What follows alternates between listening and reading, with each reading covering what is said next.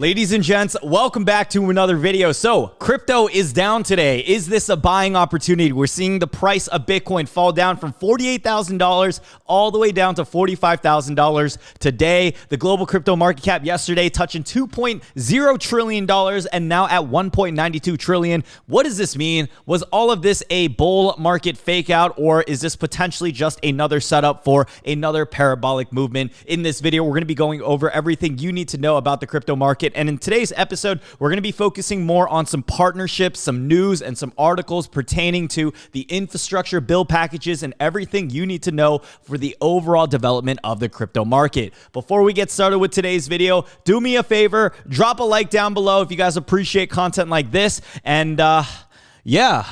Let's get started with today's episode. All right, like I mentioned earlier, the global crypto market cap is down about 2% today over the last day, and we are seeing this pullback happen with most cryptocurrencies, except there are actually some other altcoins pumping in the market, which we will talk about soon. Now, first of all, I do want to focus on Bitcoin because if you take a look at the charts, we are seeing some support levels getting retested after about a week or so of hitting $48,000 pretty consistently, especially in the last 5 days. Now, although a little bit of support has been broken, this is definitely no reason to freak out in a market like this. So while the prices of Bitcoin continue to go down, what I recommend to my investors through my non-financial advice is to just hold steady with your investment. This is definitely no reason to just sell off your entire position whenever you see a dip in the market like this. But you also have to realize that we're not going to get green candlesticks every single day, even if you are in the most ideal, optimistic, euphoric bull run in the market. For us to continue hitting these near all-time highs that we haven't touched since back in May, we need to have these cool down periods. We need to lay the foundation, and that's exactly what we're experiencing today. So unlike most days where if you see Bitcoin falling down, usually in most circumstances, altcoins would follow suit, but today has been rather interesting because we haven't been seeing that case happen. So Audius has been ripping today, up 21% because of one specific piece of news that I wanted to cover in this video. Helium is up 14%, Terra is up 21%, up 60% for the week. Avalanche is also doing well. Zinfin is doing a fair bit well as well. If that makes sense, fair bit well as well. And in addition to that, Axie Infinity at $71 right now. I do believe it's going to hit $80 at some point in the next few weeks, which has been my call out at least. How long has it been? Maybe a few weeks on this channel now. I predict them easily breaking $80. And if it goes to $100 earlier this year, that would be excellent. But I'm still very optimistic for that cryptocurrency and all the upgrades that they have lined up. Graph is still in the green. Cosmos is still doing fairly well. PancakeSwap is also in the green too. Now, going into the crypto news, here's what you need to know. So Audio market cap surges past $1 billion after TikTok Audius partnership news. So since yesterday's video, we've been talking about the price action of Audius, and you guys will realize, man, they have absolutely been ripping today. They did have a little bit of a cool down period, but I do see them surpassing their previous all-time high of back in March 27th, especially with this news that they have with TikTok's choosing the partnership with this crypto project. In this article, they state here, as Coinbase reported, TikTok chooses Audius to power its new TikTok Sounds library,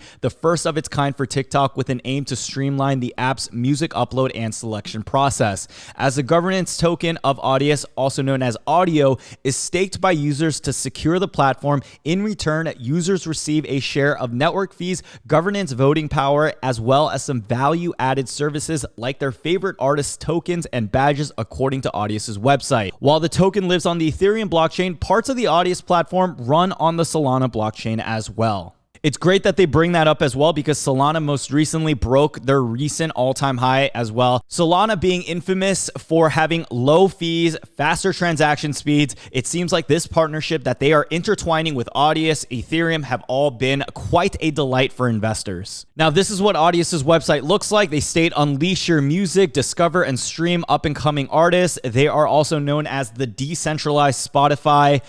You can see that they state, we give everyone the freedom to share and listen. been using the decentralized platform of cryptocurrency built off this network. You can also see that Audius listens to their artists. They state music platforms were at their best when they listened to what artists and fans wanted, not corporations or major labels. There is big facts to that as well. And although I'm not personally a music artist in any way, shape, or form, other than my beautiful vocals that I sing to myself during my late night showers, I personally believe that this will be applicable to the entire world at a certain point. And knowing how catchy some of these TikTok songs are and how people be bumping to it every single day, I do believe that Audius is going to be very bullish in the long-term run. To me, I love seeing these type of partnerships line up because this just proves the power of decentralized projects within the crypto space and showing how we are still much early right now because partnerships like this are still happening real time while us investors are keeping up with the news. Now, moving forward, we actually had a tweet from Jay Graber, and she said, "I'm excited to announce that I'll be leading at BlueSky, an initiative started by Twitter to decentralize social media. Follow updates on Twitter and at blueskyweb.org.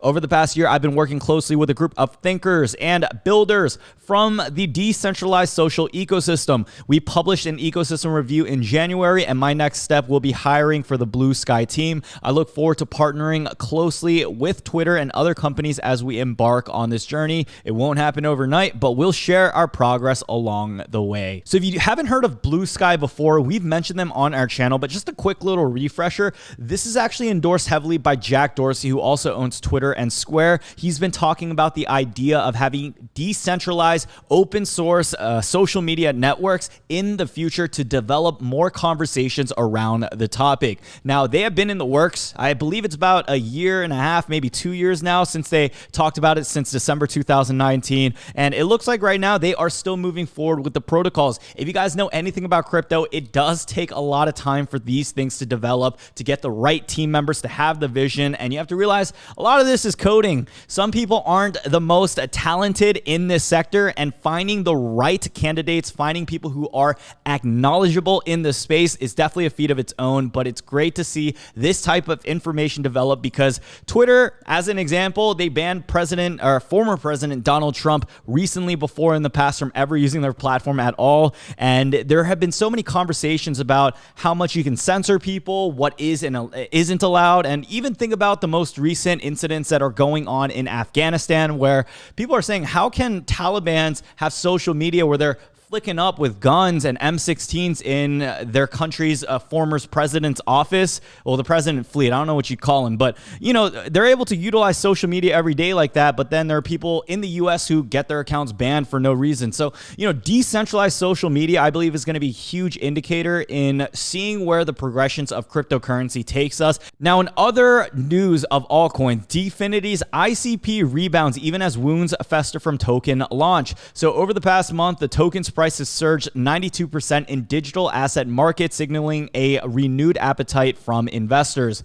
The blockchain company Dfinity made headlines in May when its Internet Computer Project tokens were officially released for public trading at a price of $630, giving the project a $45 billion market cap. The enthusiasm quickly evaporated as the token plunged 95% over the following month to as low as $27. So ever since this cryptocurrency launched, man, they've been going through some pretty hard struggles with the price just plummeting, and it looks like $27 was the floor of this cryptocurrency, now slowly recovering back to just under $60. Now, the good news here is that after its public trading launch, ICP Network has attracted 500 developers and nearly 250,000 users of its applications.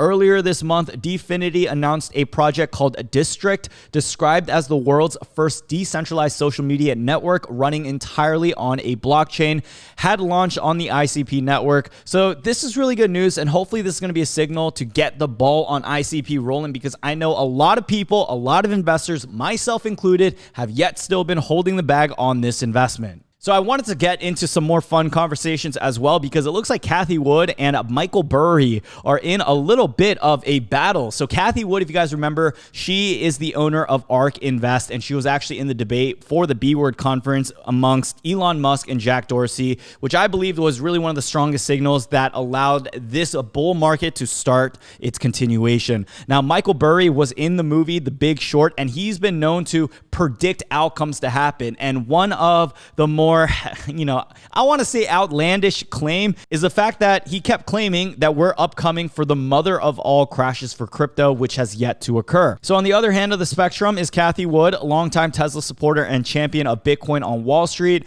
Her fund ARK Investment focused on disruptive tech innovation, and 2020 saw her flagship exchange-traded fund rise to become the world's largest. So within this last year, ARK is still up 30%, but in the last 6 months, it's definitely been rough, where they're down 22% in the market. What's interesting about this story is that they have two very opposing strategies, and they've reached a critical point where news broke that Burry has shorted ARK, prompting Wood to launch into a Twitter thread to defend her fund's beliefs. They stated only time and market will be the judge of which investors' fundamental win in the end. Now, one last thing, let's talk about the crypto provision in the infrastructure bill, because this is going to have a huge impact on what happens in the overall crypto market. So CNBC does a great job of breaking down exactly what you need to know amongst this bill. So they state, after contention over the language in its provision on cryptocurrency tax reporting, the Senate passed the $1 trillion infrastructure bill last Tuesday without an amendment. Now, many House Democrats are calling for a change, just like crypto advocates, and many senators have already attempted. So the debate is here, centered around how the bill defines a broker who, under the current provisions text, will be required to report crypto gains in a type of 1099 form.